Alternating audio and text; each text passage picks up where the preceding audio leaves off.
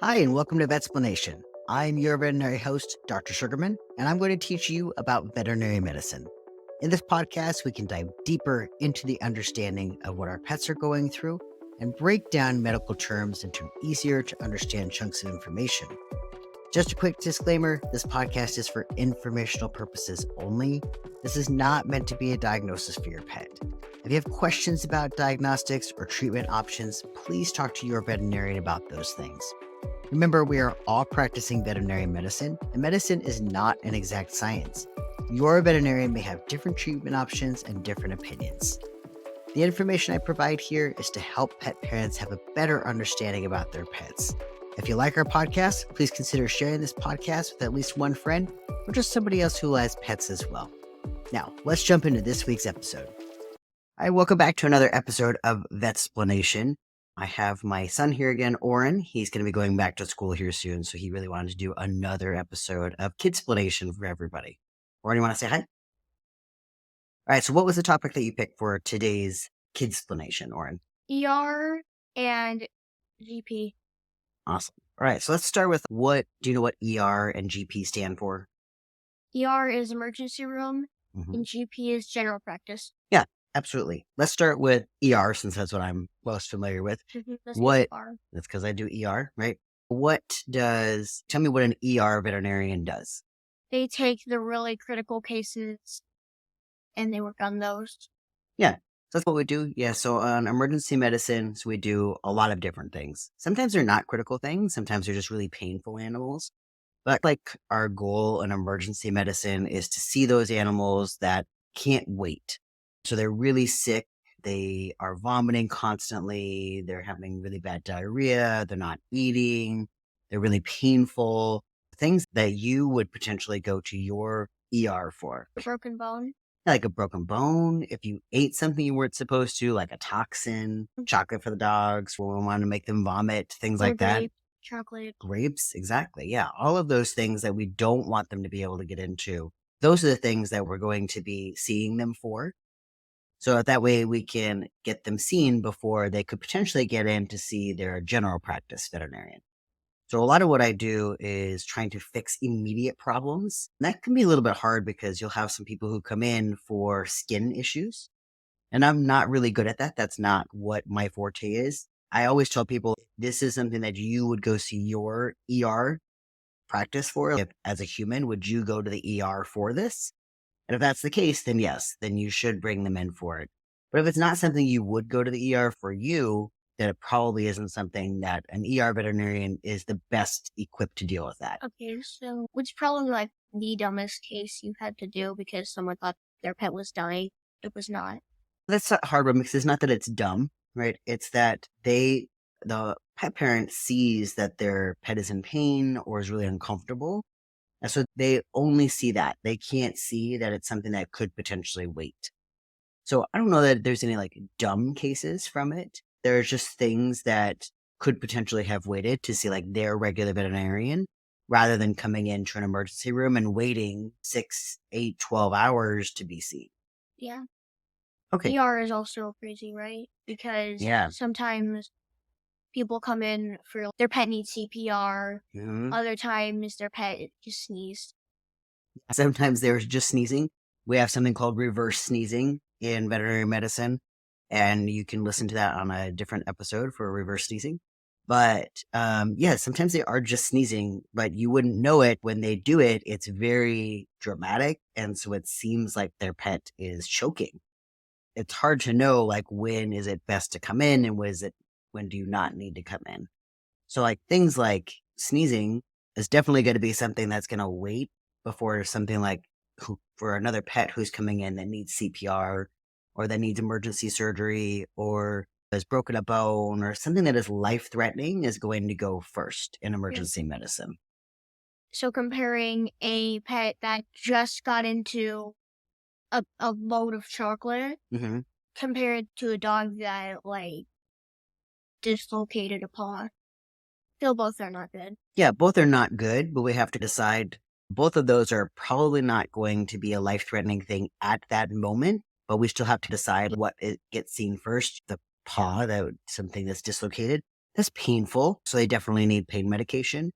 Versus the dog who ate a large amount of chocolate, that can become very detrimental. That can become very bad.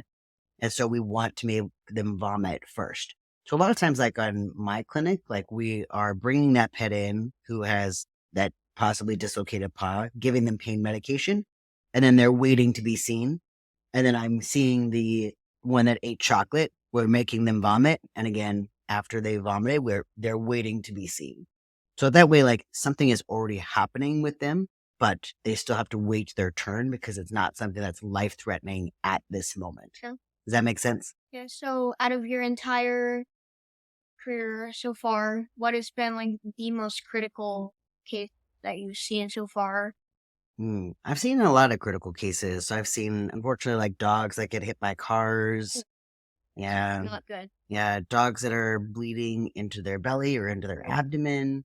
There's a lot of critical things. And I think the hard thing for people to understand is it's not like a first come, first serve basis, or it's not meaning if you stand in line to the ice cream at school or something, right? You're the next person who's in line is the next person who gets ice cream, right?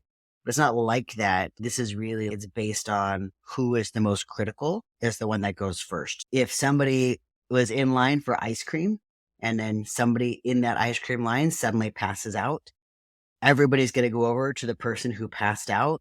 They're not going to keep continuing to hand out ice cream, right?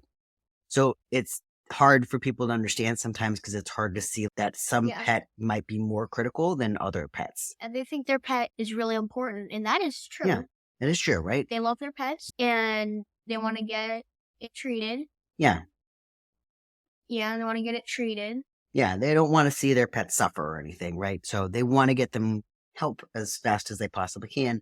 That's also a very helpless thing for them because they can't do things to fix them, right? They have to wait until we can see them. That's the hard part. Yeah, that is the hard part. There's no appointments for it. You can't come in at a scheduled time or anything. This is really just based on, just like going to a human ER, when you can be seen next based on how critical your pet is. The other things too are like you have to remember, so emergency veterinarians, a lot of us do surgery and stuff as well. So if there's something really critical that needs surgery, like we have to stop seeing all the other patients. So that way we can do that critical emergency surgery before we can move on to do the ones that are not as critical. What is the most, I don't know, dangerous or something? Like when you took in those exotic animals? Yeah, sometimes exotic animals can be dangerous. Not everybody on emergency sees exotic animals. And it depends, even for me, what kind of exotic animals I will see. But sometimes the most dangerous ones are actually just the dogs that are really scared and are really fearful and want to bite you. Yeah. Remember when you saw like that tiger? Yeah, that wasn't on emergency medicine though. That was on one of my rotations for school. And then that ostrich? Also at school. Okay. Yep. But good questions. Yeah. Should we talk about what general practice does? General practice, yeah. Yeah, what do you think general practice does? I think it's what most people think that veterinarians are, unless that person has a veterinarian as a dad, or they are a veterinarian or general practice specifically in the first place. Yeah. So what do you think that they do? They do the vaccinations. Mm-hmm. They take in their like monthly checkups, but then in reality, they do more. Oh yeah, they do so much more. I know I probably downplay sometimes the things that they do because that's not what I do. I do emergency, but they do so much more. So if I have a dog that's very critical and I fixed it on ER, then I'm going to send them to the general practitioner or the GP veterinarian to help manage that case. So I can fix things at that moment, but the person who does all of the managing, figuring out what medications that they need, what their long-term plans are going to be, all of that is a general practice veterinarian. So they do a lot more. Sometimes some general practice veterinarians do surgeries that I don't do. So even with veterinarians in general, there's so many things that we don't think about that veterinarians do. If you go to your pediatrician, first of all, like your pediatrician is very much like a general practice veterinarian in the sense that you make an appointment and you go at that appointment time, right? There's not usually like just walk in general practice appointment. Like you usually have to go in, at a specific time. You're seen at that time. You have a scheduled slot of time to be seen. Yeah.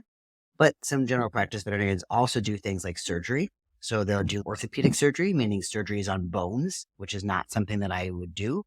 They do dentistry. So like you now have like if your pediatrician does not do anything to fix your bones if you were to break a bone. Your pediatrician does not do things like fixing your teeth. You go to a dentist to do those things, right? If you have something that needs x-rays, you have to go to another place in order to get x-rays. Or if you need an ultrasound, you have to go to another place to do an ultrasound. But these are actually all things that we do mostly at the veterinary clinics. There are definitely specialists who do other things like surgery. There are specialists who do dentistry. There are specialists who do eye things. But a lot of these things first happen in the veterinary clinic, and most of the time with the general practitioners. Okay, so... And then they also do vaccines and wellness checks, like you were saying, as well. But for general practice, they see the regular things. They do the checkups. Mm-hmm. So let's say a bunch of patients are coming in. How I understand it is the less severe ones are going to go to general practice. The severe ones go to the ER, and then the ER sends them back to general practice. Mm-hmm. And general practice is going to help plan some for ER, so they're split half and half with what they need to do. General practice does like is the planning part. They do all the long-term stuff. Like I do very immediate things to fix things right now. And then general practice does all the rest of those things. It's like when you were saying like before, yes, I get seen on ER and then we move it over to general practice. That's absolutely true. They don't really plan for us to see them again. That's their goal, is they don't want the ER to have to see them again. I never want to have an animal who has to come in for an emergency, right? But that just doesn't sometimes happen, unfortunately. So it's not that they're planning for them to come to ER. They just are planning to help them try to stay out of the ER. Okay. So you both do your best to try to keep animals in theirs, but part of the general practice, part of ER is handing them over to general practice sometimes. Mm-hmm. And so it's ER, if this was like a graph, ER is the high part, it goes down to the low part for general practice. And then general practice, does it sometimes go vice versa? I'm a little bit hard to see the graph part of this, but it's just that we both work in conjunction with each other to try to make sure that the animal stays healthy and safe, right? That's our goal. It just depends at what point in time they need each one. So if they're really sick, they're going to see ER. And if it's something that could wait, let's say maybe they're just itchy or they're losing hair. Or they need like a vaccine. Yeah, those are all things that can wait to be seen on general practice. General practitioners also do other things too, like you had asked me before about like paperwork type things when we were talking before the podcast. Mm-hmm. And they do actually do something called health certificates. I just did a podcast with Dr. Z as well on this. But this is like things like to help them be able to travel to other places. Our veterinarians and general practitioner veterinarians all have to do tons and tons of paperwork. Yeah. But most ER veterinarians do not do things like health certificates. That's something usually a general practitioner does. So they do have extra paperwork type things that we don't do that they do. So ER and general practice, they have to work in like a corresponding system. ER has their part, they take these. General practice has a part, they take these. They cross over. General practice helps ER at this point. ER has things over to general practice sometimes. And then at that point, there's all the patients right there. Yeah. Our goal is to pretty much work together to try to make sure that this patient is seen promptly when it needs to be and then handled for the rest of its life for whatever problem it is that we've diagnosed. That's good. Yeah. Thanks, Oren, for joining me again on Vetsplanation for now our Kidsplanation, our second Kidsplanation. So I know you're going to be going back to school soon, but It's hopefully... It's going to be hard to do these episodes. Yep. So hopefully maybe we'll do some when we're on school break or maybe even we'll plan some more for next summer.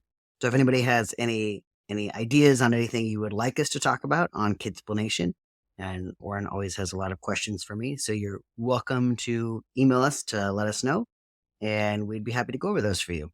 All right. Anything else you want to say, buddy? I really hope you enjoyed our second episode of Kidsplanation. Yeah. All right. All right. Thank you again, guys, and keep your pets happy, safe, and healthy. Thank you. Thank you guys for listening this week. If you have any questions, comments, suggestions, or you just want to say hi, you can email me at shugs, SUGGS, at vetsplanationpodcast.com, or visit the website at vetsplanationpodcast.com, or find us on Facebook, Instagram, or TikTok at Vetsplanation. Thank you all for listening, and I'll see you back here next week.